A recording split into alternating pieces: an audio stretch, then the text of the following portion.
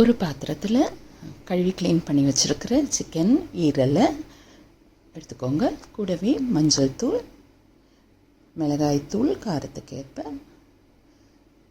அது கூட எலுமிச்சப்பழ சாறையும் சேர்த்து ஒரு அரை எலுமிச்சப்பழ சாறை சேர்த்துக்கோங்க. உப்பும் சேர்த்து மிக்ஸ் பண்ணி ஒரு 1/2 hour வச்சுருங்க மேரினேட் பண்ணி. இப்போ ஒரு கடாய் அடுப்பில் வச்சு எண்ணெய் ஊற்றி எண்ணெய் சூடாகி வந்ததும் அதில் சோம்பு, ஜீரகம், சின்ன வெங்காயம் தான் இதுக்கு நம்ம சேர்க்க போகிறோம். ஏன்னா ஈரலில் ஒரு இனிப்புத்தன்மை வரலாம். அதனால் பெரிய வெங்காயத்துக்கு பதிலாக சின்ன வெங்காயம் சேர்த்தா ரொம்ப டேஸ்ட்டாக இருக்கும்.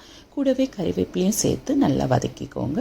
அது ஒரு கிளாஸ் பருவத்துக்கு வரும்போது ஒரு 2 பச்சை மிளகாயை கீறி போட்டு கூடவே இஞ்சி பூண்டு விழுதியும் சேர்த்து நல்லா பச்சை வாசனை போகிற அளவுக்கு வதக்கிக்கோங்க. அது நல்லா வதங்கி வரும்போது இந்த மேரினேட் பண்ணி வச்சுருக்கிற ஈரலை அதில் சேர்த்து நல்லா மிக்ஸ் பண்ணிவிட்டு கொஞ்சமாக உங்கள் தேவைக்கேற்ப அதில் தண்ணி, அந்த மசாலாவுக்கு தேவையான அளவு தண்ணியும் சேர்த்து நல்லா மிக்ஸ் பண்ணி மூடி வச்சு வேக விடுங்க. சிம்மிலே வச்சு வேக விடுங்க.